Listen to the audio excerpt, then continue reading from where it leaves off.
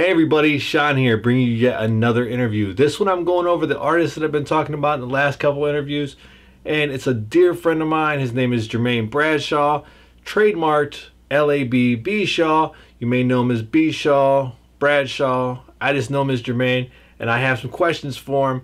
Let's jump into it and see what he has to say about it. So, Jermaine, what got you into music? Me and you have done a lot of collabs with each other, and I've been around you with the music scene for a while. But what started you off? What got you there? It seemed to have gotten into me at an early age.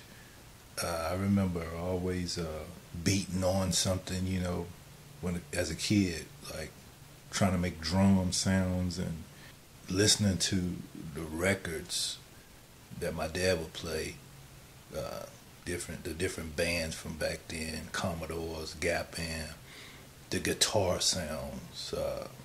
Even I remember being in elementary school, being in music class, and wanting to play all the instruments when we would have to pick instruments to choose from in music class. It would be difficult to choose because I wanted to play everything. I wanted to hear what everything sounded like. I wanted to play the xylophone. I wanted the maracas. I wanted to make music and be a part of that. I was magnetized by music. That's what got me into music, is what I would say. I was drawn to it. It just pulled me in. Jermaine, it's kind of the same thing with me. Music kind of like pulled me in, and I just love it. I love everything about music. I love the making music. I'm not really big into the editing like you are, but I do love just making music. Sometimes it doesn't even sound like good music, but it's music. I mean, if you take your hands, you clap them together, or you snap your fingers, you stomp your feet, you hit on a pan in the kitchen, it's all music. What is it that makes your music different from everyone else stuff? The variety of sounds as far as instrumental composition, topic, and delivery, that you won't hear the same thing over and over, the same flavor, the same feel, the same vibe. It's definitely good to be different. A lot of people think that you shouldn't be different, but you should definitely try to aim towards being different, because it makes a whole new lane for yourself. People try to sound like other people, thinking that, oh, I'll sound like them, I'm gonna take their fans, and it doesn't work like that. Big star people, they make a whole different kind of music, or take a part of music and make it better, not trying to sound like anyone else. And definitely from the beat selections, which I'll have all in the description below after this, you guys can check out the difference that Jermaine has made. With the whole difference aspect of it, what kind of ideas do you bring to the music scene that's not already here or is already here? What are you bringing to the table for everyone that's watching this? I believe that I add a perspective challenge. I believe that my songs, my material, the things that I do with the music will challenge the listener to view from a different perspective. Not necessarily a different perspective from the norm, but maybe a closer look at the norm, or a further ride past what's been seen or heard or felt before. Going back to the same thing I said with the last question, it's good to be different. It's good to change something. It's good to challenge the audience. You have people all the time that sound exactly like the other people, and they're not really challenging anybody. It's just a bunch of sounds, which is music, and some people really love that. But real deep music has to have like some kind of meaning. It's not necessarily every single song has to have the meaning, but if you're an artist that really wants a meaningful audience that actually interprets it and understands it, then you definitely need to challenge different perspectives. I mean, there's a couple of songs we did that definitely challenged the way that I thought about stuff, and music just has that effect on people. With saying that, Jermaine, would you take your personal beliefs that you have and sacrifice them or change them to gain celebrity status? I think that beliefs are changeable. The things we experience in life can affect how we perceive what we believe.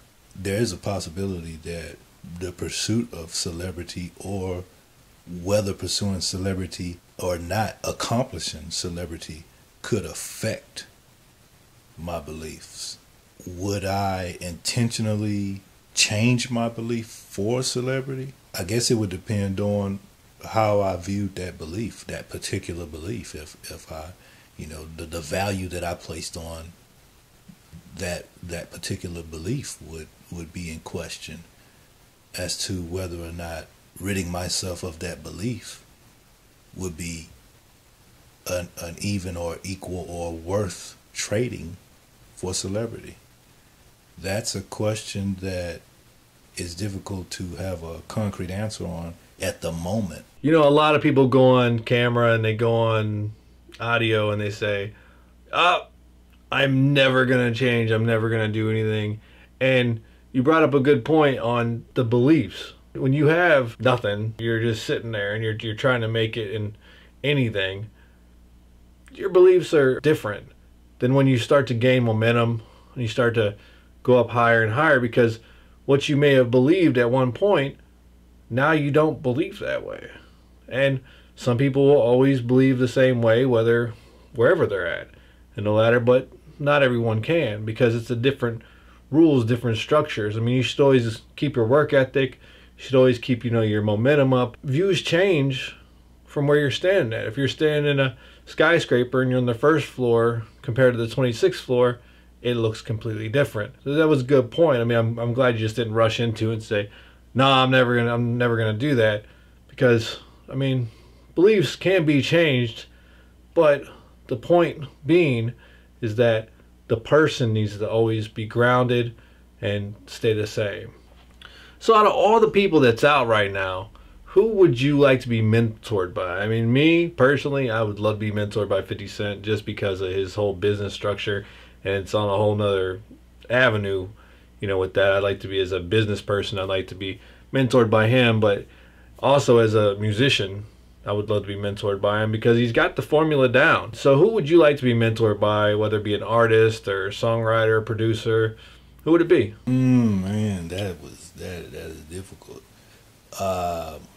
It's not difficult because of having to choose one, but it's difficult because, to an extent, I feel like I have been mentored by some of the greatest talents and creators out there. I feel like I've paid that type of attention to their work and their works. Mentoring doesn't have to be something that is direct. You have to be in direct contact with someone to be mentored by them or to receive mentoring.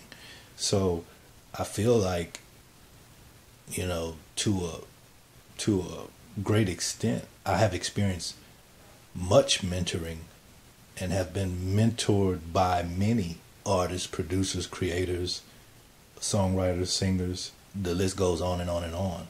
As from the time I was a kid, still going on now. I'm still learning and continuing to learn from everything I hear. J. Cole actually talked about in a song how he'd take Nas raps and he'd write and put them on his wall, and he saw them as art. And I think that's kind of where you're going with that. It's a very unique way of looking at mentorship. And I mean, in that case, I guess I have been mentored by 50 Cent myself. I've read every book he's ever made and listened to every album he's ever made and watched several hours of interviews that he's done. So that is a good way to look at it. So out of all the artists that are alive, what are the artists or the artists that you'd like to collab with?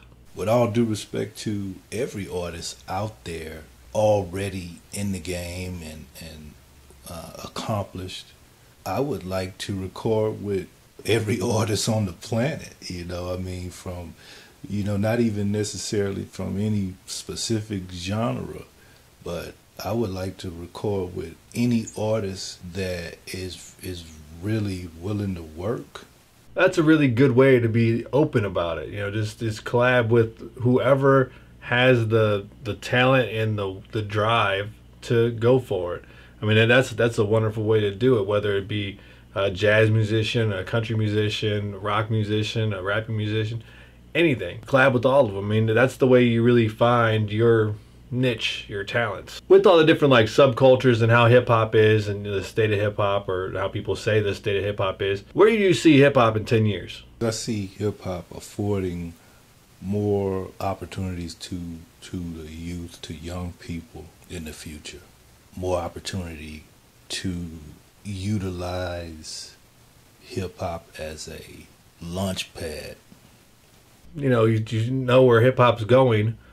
Where are you going in the next 10 years? Where do you see yourself in the next 10 years? Where are you going to be at? Still recording, working on new material.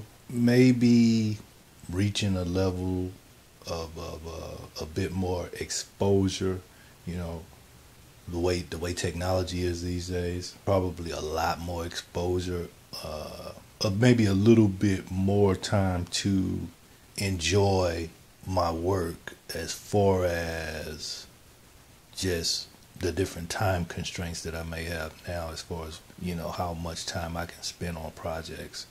Time constraints can be a little painful, and I hope you get the time that you need to put into the projects that you want to. The effort has definitely been there the whole time I've known you, and I can see you going further than what you had said. Being humble as you are, I understand. That wraps it up for this edition of The Interview.